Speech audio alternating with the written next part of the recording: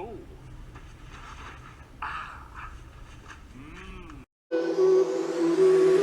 That's it with point nine, and he's done it again. They cannot. Herder working on Curry on the other end.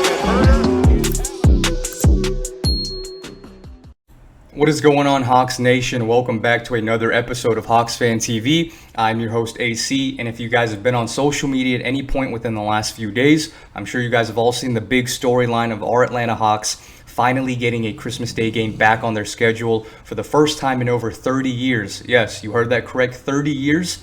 1989 was the last time our Hawks played on Christmas Day, so it's been a huge a gap since then, and I don't know the age demographic amongst all you viewers out there, but for me personally, I'm only 28 years old, okay? I've never experienced a Christmas Day game, and this is something that I've been hoping and praying for years now, and we finally got it.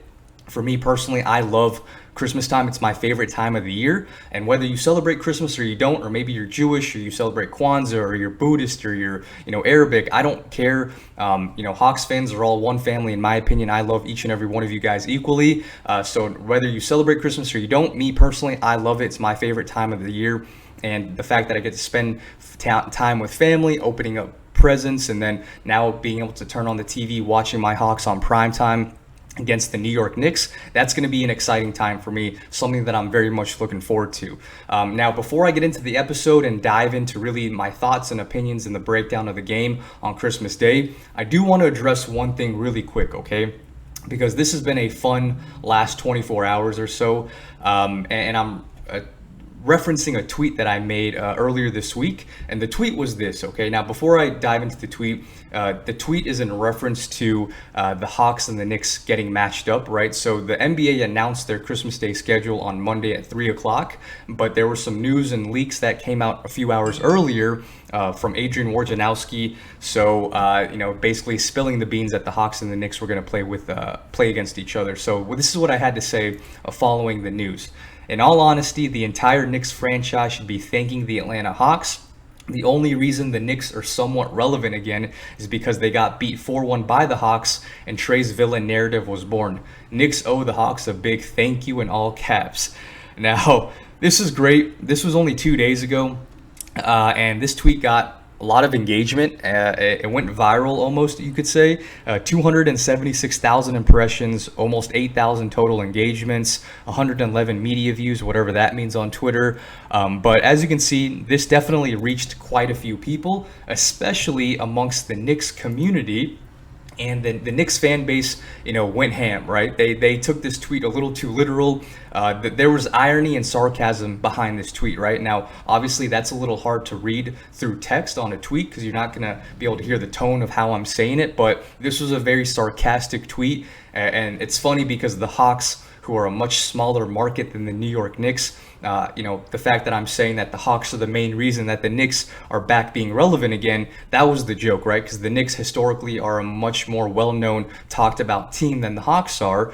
So I thought a lot of people would have picked up on that sarcasm, a little tongue-in-cheek there, but apparently a few Knicks fans actually genuinely believed that I think that the Hawks are the sole reason that the Knicks are relevant, which is not true. Matter of fact, I would even argue that the Knicks, had it not been for the Knicks, if we didn't play the Knicks in the first round, we probably wouldn't have been on the main stage for every single game, right?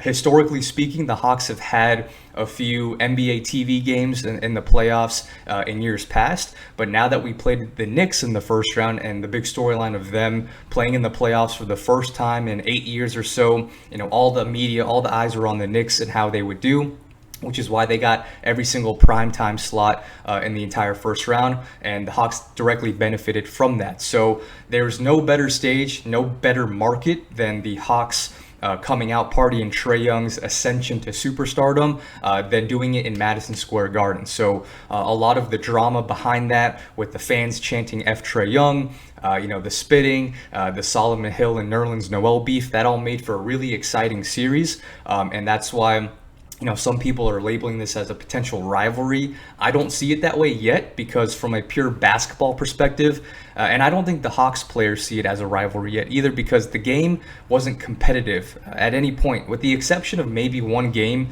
the Hawks have had a double-digit lead every single game in that first round against the Knicks, and we had a double-digit lead in the second game, in which we ultimately blew, and the Knicks came back, which stole game 2 from us. But after that, we went on to gentleman sweep them, and it was a pretty comfortable win throughout the entire first round series. So from that aspect, it wasn't all that competitive, but all the storylines and the drama from the fans and, the city, that was really exciting. That was really fun. And, I got to give credit where credit is due to the New York Knicks market for really putting eyes on the Hawks as well. Had it not been for that, I don't think Trae Young's villain origin storyline would have been quite as impactful. So kudos to you guys. But yeah, Knicks fans, you guys are awesome. There are a few of you that are a little dense in the head, that take things a little too literal, but there are a few really funny, great guys out there. I actually joined a Knicks podcast last night called Live at the Mecca, so big shout out to those guys. These guys were called, at Cedric Shine, Sean with the W, at Jeff J Says, and Hoop Spaces.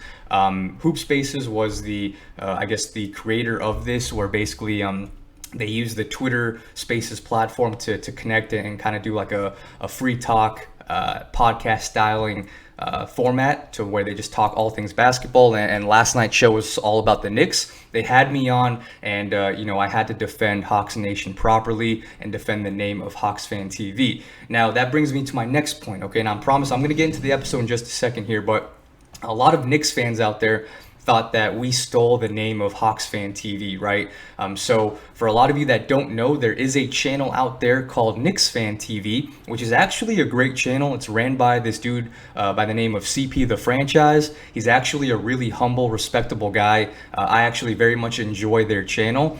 And I came across their channel for the first time after game 1 of the series, because if you're anything like me, I personally love looking up all things Hawks after every single game, right? So I want to hear what the local and the national media have to say, especially what other fan bases of other teams and what their perspective is on the Hawks. I very much enjoy that, and I came across the Knicks Fan TV channel, and as I'm watching their live stream after the game, I'm just thinking to myself, this is a really dope channel. Like, if I'm a Knicks fan, I would want to be a part of this channel and follow this account as much as possible, because I can't get enough, Knicks basketball, right? So I really liked the format of how they did their shows and their live streams and all that stuff. And that's when the light bulb kind of clicked in my head, because, I thought to myself, there aren't a whole lot of Hawks content creators out there. There aren't many channels dedicated to strictly Atlanta Hawks basketball 24/7, 365. So I thought, let me apply my 20 years of fandom of this team, following this team, and my knowledge of the game, and let me share that amongst other diehard Hawks fans, because there is a strong fan base here in Atlanta, and I know internationally too, with Trae Young and all those guys. A lot of fans from out of the U.S. follow the team as well. So I just want to be able to share my passion and my thoughts and provide all the news and updates and rumors as much as possible to as many Hawks fans as possible, and bring that community together. So the Knicks Fan TV, the Hawks Fan TV, those names make sense because it encompasses everything that I'm trying to do.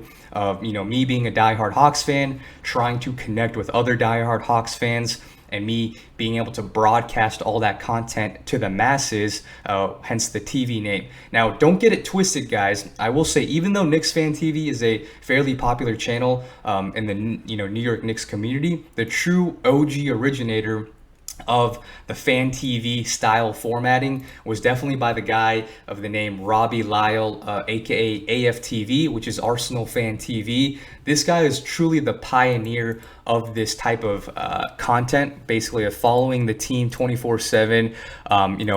Building a channel for the fans by the fans. He's been around since 2012. As you can see, he's got 1 million+ subscribers. He goes around the streets talking to other fans.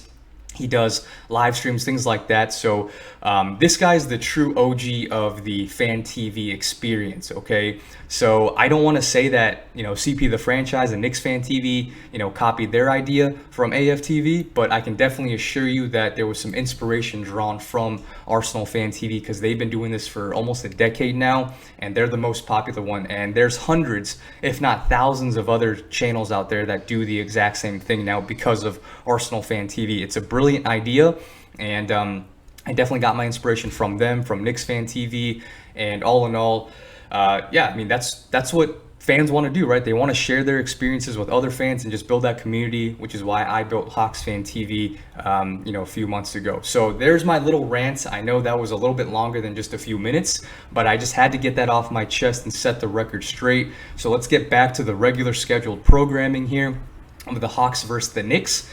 This is an exciting matchup. Now, me personally, I was hoping maybe for like the Bucks or the 76ers, because I think that would have made for a slightly more competitive game on Christmas Day. Now, that's not a shot on the Knicks, right? Like, I can only go off of what we've seen most recently, and that's what happened in the playoffs. We beat them 4-1 pretty easily, and the series wasn't close by any means. So because of that, that's all I can go off of. And, the Hawks weren't even fully healthy either and things like that. So I think for now, current day, the Hawks are a tier above the Knicks, in my opinion, from a pure talent perspective, which is why I was hoping for someone like the 76ers or the Bucks to make it a more, nail-biting game on Christmas Day.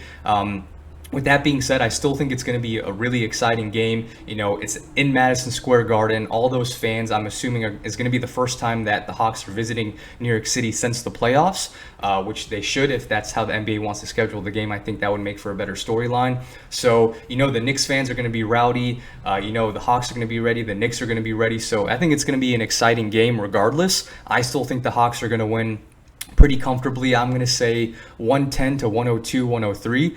And Trae Young is going to go bonkers, 35 and 12. DeAndre Hunter, John Collins, those guys, they're all going to eat, right? So we're going to win that game. And not to mention, Trae Young might be debuting his new signature shoe line on that game as well. So he keeps saying that they're going to release the new shoes this fall, but he keeps pushing it back. So I don't know. But whether or not they're already out by then, you already know that Trae Young is going to be rocking his Grinch colorway scheme on the Trae Young ones, because he's going to be doing his best Grinch impression, ruining the Christmases of many Knicks fans all throughout New York City that day. So it's going to be an exciting time, exciting game regardless of who we're playing, just because of the atmosphere, the history that we had in the round one. So I'm excited no matter what. But I'm curious to hear you guys' thoughts, whether or not you were hoping for another team. Are you happy that we got the Knicks? What's your predictions of the game? But I will say the Knicks got a lot better, right? Like, we're going to see an entirely different Knicks team than we did in the playoffs, because they replaced their two worst players in Elfrid Payton and Reggie Bullock with Kemba Walker and Evan Fournier now. So those are massive upgrades from especially Elfrid Payton. Kemba Walker is a three-time All-Star back in his Charlotte Hornets days. So maybe he can resurrect his career and go back to his old All-Star caliber ways. As we know, he kind of regressed a little bit in Boston and didn't really play the best. So now he's in New York City, a new market, a new team, new organization. Maybe he can, get a fresh start and go back to his old winning ways. So we'll see what happens with that. But he's still a solid player, right, regardless. And Kemba Walker's probably the best offensive perimeter player the Knicks have had in recent memory. So you pair that up with Julius Randle and RJ Barrett, Derrick Rose coming off the bench, and also they have Mitchell Robinson coming back healthy. A lot of Hawks fans don't know, but he missed the entire series against the Hawks.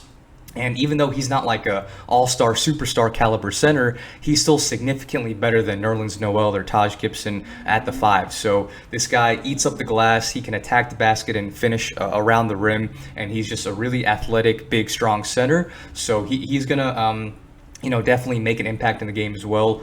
But again, I don't think it's going to be a whole much of a difference. The Knicks are going to be better, but again, so are the Hawks. Our boys are going to be fully healthy. We added DeLon Wright, Gorgie Jang, things like that. So I think all in all, the Hawks still are more talented than the Knicks. Now, the Knicks could prove me wrong, right? They could come out guns blazing in round one, first half of the season. They could be an elite team, just like the Hawks. Or maybe the Hawks, kind of regress a little bit and the Knicks take off, or vice versa. I don't know. But for now, current day as of August 19th, 2021, I'm going to say the Knicks are going to be kind of in that third tier of Eastern Conference teams. Not because the Knicks are so bad, but because the rest of the East is just so competitive, right? You have the Hawks, you have the Nets, the Bucks, the 76ers, the Heat, and now you have, still a Celtics team, a healthy Pacers team. So all in all, the East is super stacked this year, probably the most competitive 1 through 8 that I've seen in the last, 7, 8, 9, 10 years. So I'm looking forward to it. I'm looking forward to the season. But all in all, like, no one's going to be sleeping on the Knicks or the Hawks this year, right? A lot of these teams, both of these teams flew under the radar. Although some analysts had the Hawks as a potential 7th or 8th seed, almost every single writer and analyst and reporter had the Knicks going into last season as a bottom 3 team in the East. No one thought that they would have made the playoffs, much less even get above a 500 record. But obviously, we know what happened. Tom Thibodeau was a great coach. Those players played hard every single night. And, that's not a knock on them. Just because they treated every single regular season game as a, game 7 in the playoffs, that's what you want to do. You want to win, even if it's in the regular season. So you can't knock them on that. So the Knicks are going to be competitive. They're well coached. They got talent now, but just not as good as some of these other teams, and the Hawks being one of those other teams. So I'm excited. Let me know y'all's thoughts in the comments below, but I am, super excited for this game. Again, like I said, a game that I've been waiting for years and years now. So, let me know your predictions of the game. Are you happy that we got the Knicks? What's your outlook on the Hawks? And this matchup in particular against the Knicks, like I said, 110 to 102, 103 in the Hawks' favor. But all in all, it should be a really exciting game, and I can't wait for this game. And I'm looking forward to it. So that's really it for today's episode. If you want to subscribe to the channel, please do so. Sorry guys, I just got a text for work. But if you guys like Hawks content like this, if you want to follow the channel, please subscribe down below. We will be covering this team nonstop, 24/7, 365, especially once the regular season comes back up again. So if you want to be a part of the show, if you want to follow the channel, please subscribe and follow us on all social medias at HawksFanTV, and check out our website, www.hawksfantv.com. So thank you guys so much for watching. Appreciate it. And until next time, go Hawks, and I will see you next time.